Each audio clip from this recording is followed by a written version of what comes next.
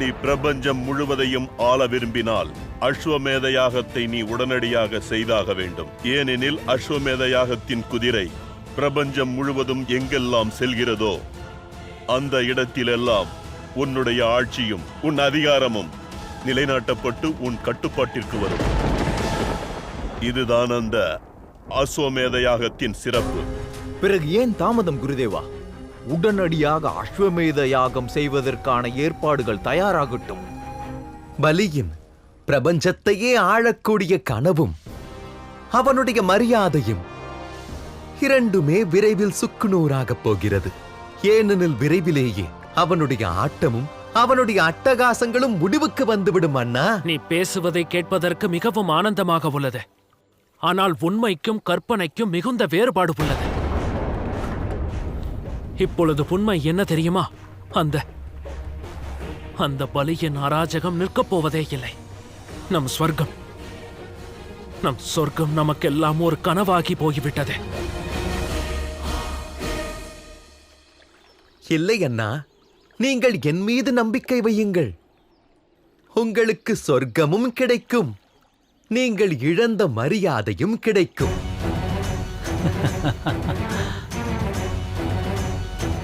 அப்படி என்றால் நீ என்ன சொல்ல வருகிறாய்? இந்த தேவர்களால் உடல் பலத்தால் செய்ய முடியாததை நீ வென்று தரப்போகிறாயா? நீ பலியை தோற்கடிக்கப் போகிறாயா? ஆமண்ணா. வாமனா, உனது சகோதரர் மீது அன்பிருப்பது தப்பில்லை.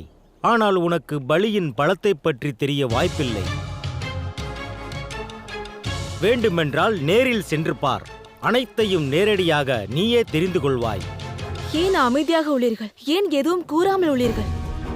இவர்கள் வாமனனை அல்ல, சாக்ஷாத் நாராயணனின் சக்தியை சந்தேகப்படுகிறார்கள்.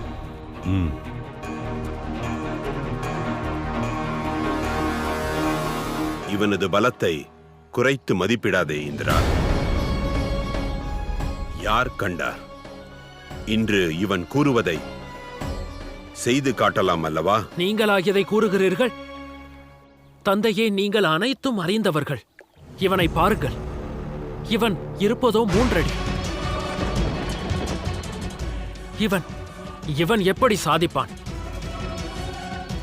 நினைவிருக்கிறது, இவன் பிறந்த போது நான் தான் இவனுக்கு பேரை சூட்டினேன், உபேந்திரன் என்று. என் அன்பு தம்பி உபேந்திரன். ஆனால் இப்பொழுது இவனை என் தம்பி என்று கூறுவதற்கே எனக்கு அவமானமாக உள்ளது.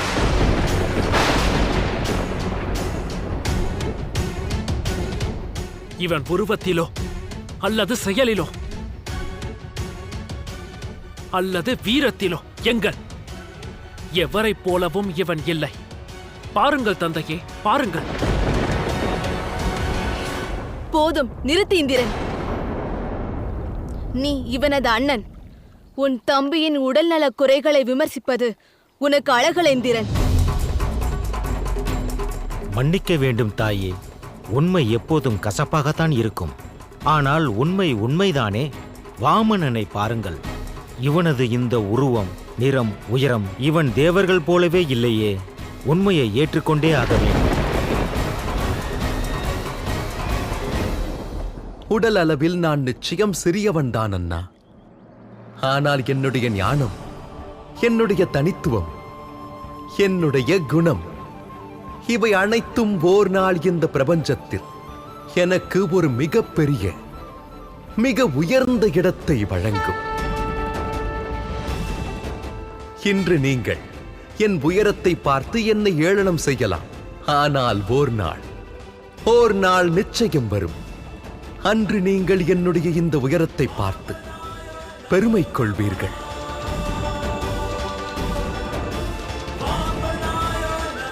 தாயே, தந்தையே,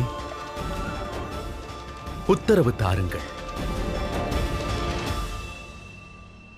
இன்று பலியின் மரியாதை மற்றும் அவனது ஆணவம் சின்னா பின்னமாகப் போகிறது.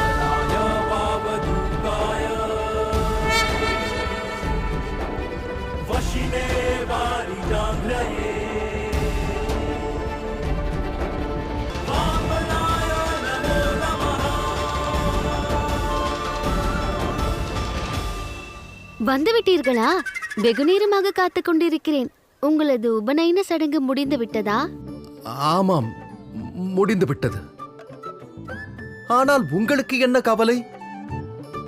ஆமாம், நீங்கள் யார்? நான் யார்? அது எனக்கே தெரியாது. ஆனால் உங்களை நான் பார்த்தது முதல் உங்கள் தோற்றமும் குணமும் என்னை கவர்ந்தது. எனக்கும் உங்களுக்குமான உறவு பல யுகங்கள் தொடர்வதாக தோன்றுகிறது.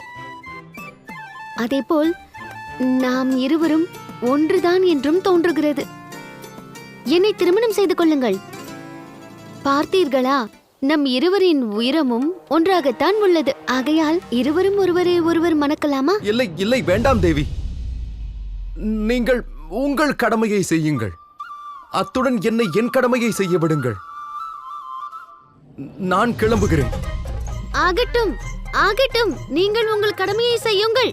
அதற்கு பிறகு திருமணம் செய்து கொள்ளலாம். கூறுங்கள்.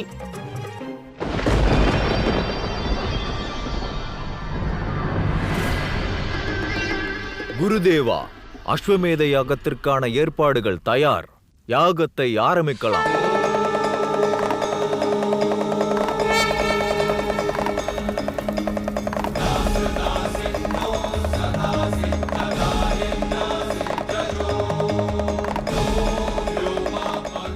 நீ யார்? யாரை சந்திக்க வேண்டும்? அசுர ராஜா பலியிடம் அழைத்து செல்லுங்கள். நான் அவரை சந்திக்க வேண்டும். மூடனே, உயரம் மட்டுமல்ல, உன் பார்வையும் குறைவுதான். நீ பார்க்கவில்லையா? எங்கள் அசுரராஜா யாகத்தில் மும்முரமாக உள்ளார். அவர் மும்முரமாக உள்ளார். ஆனால் என்னை போன்ற பிட்சை எடுக்கும் அந்தணர்களை தேடிக் கொண்டிருக்கிறார். ஏனெனில் சடங்குப்படி அவர் தானம் செய்ய வேண்டும். நிச்சயமாக அசுரவேந்தன் யாகத்திலிருந்து இதற்காகத்தான் எழுந்திருப்பார். பாருங்கள் பாருங்கள். அசுரராஜா பலி, நீங்கள் இங்கு வந்திருக்கும் ஒவ்வொருவர்களின் விருப்பப்படி தானங்களை அளித்து அவர்களை மகிழ்விக்க வேண்டும். பிறகுதான் அஸ்வமேத யாகத்தின் இந்த குதிரையை வெற்றி திலகமிட்டு உலகை வலம் வர அனுப்ப முடியும்.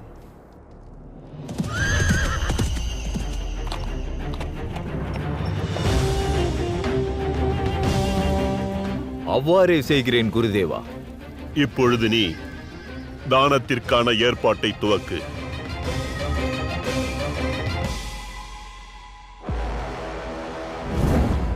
கேளுங்கள். யாருக்கு என்ன தானம் வேண்டும்? உங்களின் அனைவரின் விருப்பமும் நிச்சயம் நிறைவேற்றப்படும். பார்த்தீர்களா? உங்கள் அரசர் கூறியதை கேட்டீர்களா?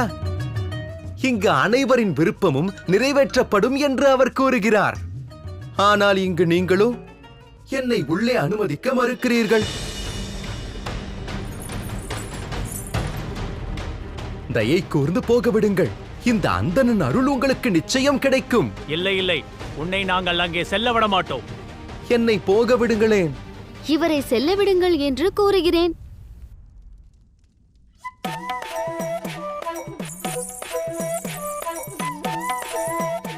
இவரது அழகிய முகத்தை சற்று பாருங்கள். வம்பு செய்பவர் போலவா தெரிகிறார்? நீங்கள் தேவையில்லாமல் பயப்படுகிறீர்கள். சற்று விலகுங்களேன். இவர் செல்லட்டும். எங்களுக்கு கட்டளையிட நீ யார்? நானா? நான் இவரது வருங்கால மனைவி. சீக்கிரமாக திருமணமும் நடக்கப் போகிறது. இதை நான் தங்களிடம் ஏன் கூறுகிறேன் தெரியுமா? ஏனென்றால் கூறு. என்ன ஏனென்றால்? ஏனென்றால் நான் கூறியதை உண்மை என்று நிரூபிக்க நான் இங்கேதான் இருப்பேன். ஆகையால் தாங்கள் இவரை மகிழ்ச்சியாக உள்ளே அனுப்புங்கள். ஒருவேளை இவர் தானம் கேட்பதற்கு பதிலாக வேறு ஏதேனும் கேட்டால் நீங்கள் இருவரும் தண்டிப்பதற்காக என்னை பிடித்து சிறையில் அடையுங்கள். சரியாக சொன்னேனா? ஆஹா, நீங்கள் இவளையே சிறையில் அடைத்து விடுங்கள். சரி, இப்பொழுது கூறுங்கள், இவரை உள்ளே அனுப்புவீர்களா? செல்லுங்கள். செல்லுங்கள். செல்லுங்கள் அன்பு வாமன மகாராஜா. இனி ஏன் காத்திருக்கிறீர்கள்? சீக்கிரமாக திரும்பி வாருங்கள்.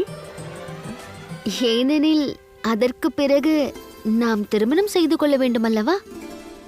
இல்லையா? அசுரராஜா பலி, தானம் செய்ய வேண்டிய நிகழ்வு முடிந்தது. இல்லை,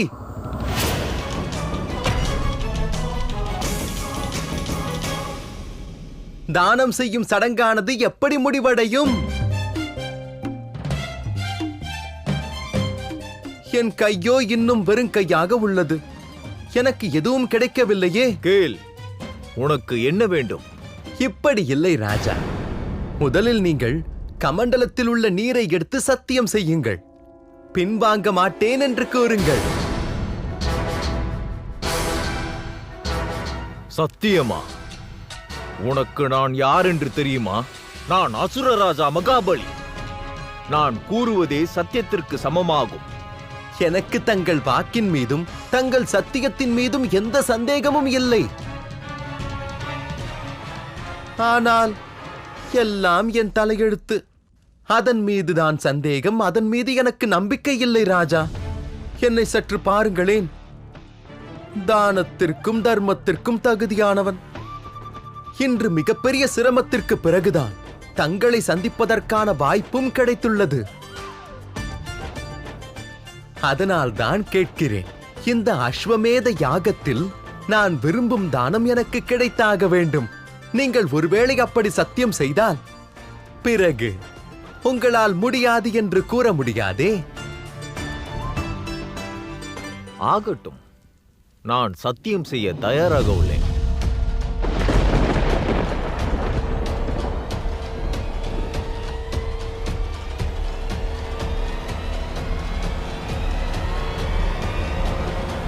அசுரராஜா பலி,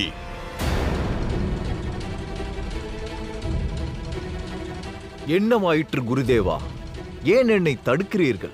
நான் உன்னை அல்ல, இந்த வாமனனை தடுக்கத்தான் முயற்சி செய்கிறேன். இவர் ஒரு சாதாரண அந்தணர் அல்ல. இவருடைய நோக்கமும் சாதாரணமாக இருக்க முடியாது. இல்லை என்றால் இவர் ஏன் உன்னிடம் நீரை வைத்து சத்தியம் செய்யும்படி கேட்கிறார்? அவ்வாறென்றால் இவர் சாமானியன் இல்லை என்றால் இவர் யாராக இருக்கும்? ஒன்று இது நாராயணரின் சூழ்ச்சியாக இருக்கலாம், அல்லது இவரே நாராயணராக இருக்கலாம். நாராயணரா? வாமனன் வடிவத்தில் காலனாக வந்துள்ளாய் நாராயணரே. நீங்கள் வீணாக கவலை அடைகிறீர்கள் குருதேவா. இவர் நாராயணராக இருக்க முடியாது. இவர் வேறு யாரோ. எச்சரிக்கிறேன் அசுரராஜா. நாராயணர் மற்றும் அவரின் சூழ்ச்சியை நாம் அனைவரும் நன்றாக அறிவோம். ஆனால் அசுரகுரு, தாங்கள் ஒன்றை மறந்துவிட்டீர்கள் என்று எண்ணுகிறேன். தர்மம் பெறுவதில் அந்தணர்களுக்கு முழு உரிமை உள்ளது. அவர்கள் தானம் செய்பவரிடம் எதை வேண்டுமானாலும் கேட்டு பெறலாம். ஆனால் அசுரராஜா, நாராயணனை பார்த்து எதற்கு பயப்படுகிறீர்கள்? ஒருவேளை நாராயணன் தங்களுடைய இந்த அஸ்வமேத யாக குதிரையை பிடித்து விட்டால் அதன் பிறகு தாங்கள் என்ன செய்வீர்கள்?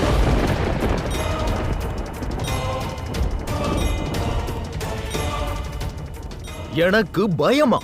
சூழ்ச்சிக்காரர் நாராயணரை பார்த்து. நான் அசுரராஜா பலி. யாரை பார்த்தும் எனக்கு பயமில்லை. நான் கூறுவதை நம்பு அசுரராஜா பலி. நான் உனது குரு. வாமனன் உன்னை தூண்டிவிட முயற்சிக்கிறார்.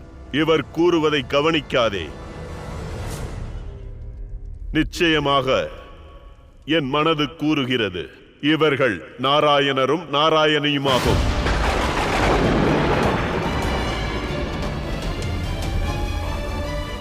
குருதேவா, இவர் நாராயணராக இருந்தால்தான் என்ன?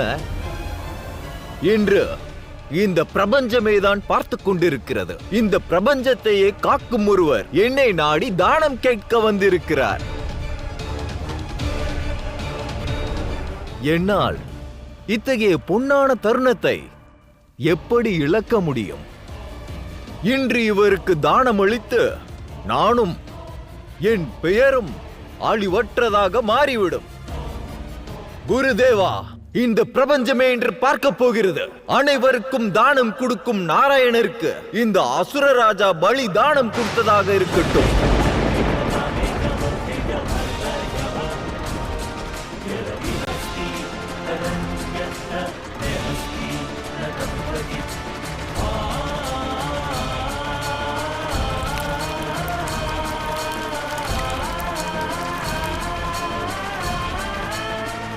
நான் அசுர ராஜா பலி உறுதிமொழி ஏற்கிறேன். உங்களுக்கு உங்கள் விருப்பம் படி தானம் தருவேன்.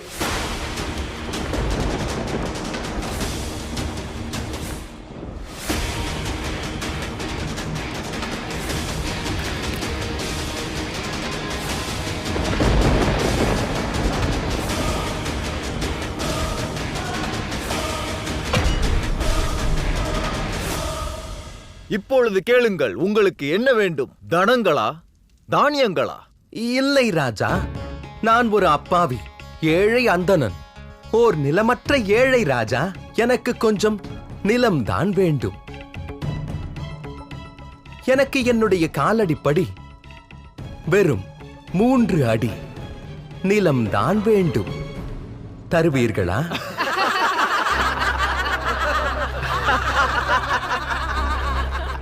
நீங்களே ஒரு குள்ள மனிதர், உங்கள் பாதங்களோ மிக மிக சிறியது. 3 அடியில் என்ன நிலம் கிடைத்துவிடும்?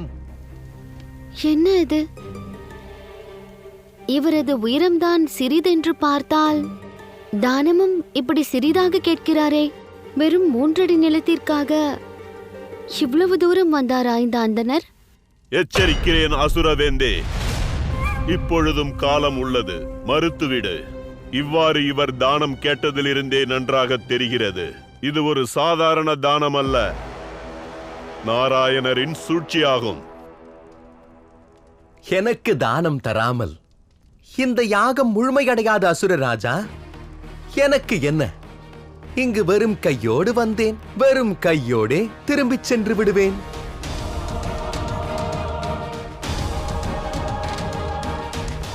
நில்லுங்கள்.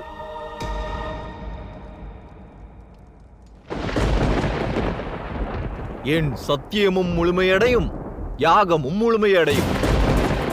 அசுரவேந்தே, அவர் போகட்டும். ஆனால் குருதேவா, ஆனால் வெறும் இந்த 3 அடி நிலத்திற்காக நமது யாகமே முழுமையடையாமல் விட்டால்? எடுத்துக்கொள் வாமனரே, நீங்கள் விரும்பும் 3 அடி நிலத்தை எடுத்துக்கொள்ளுங்கள்.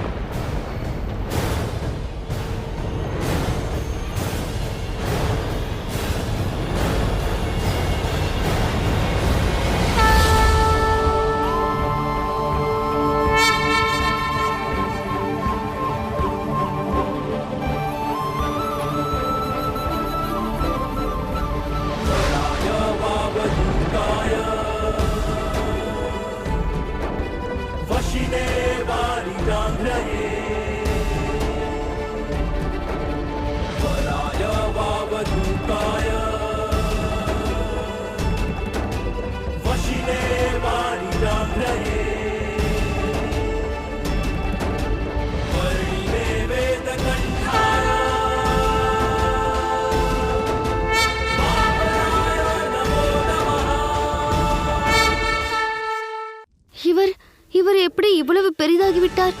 ஒருவேளை இவர் உண்மையிலேயே நாராயணரா என்ன? நாராயணரே.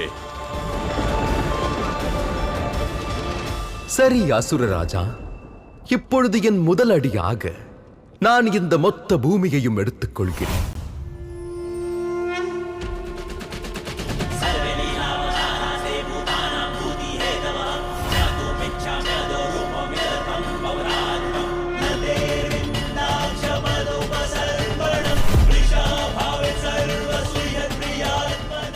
சரி மகாபிரபு, என்னுடைய 2வது அடியா நான் இந்த பிரபஞ்சத்தையும் மேலும் சொர்க்கத்தையும் எடுத்துக் கொள்கிறேன்.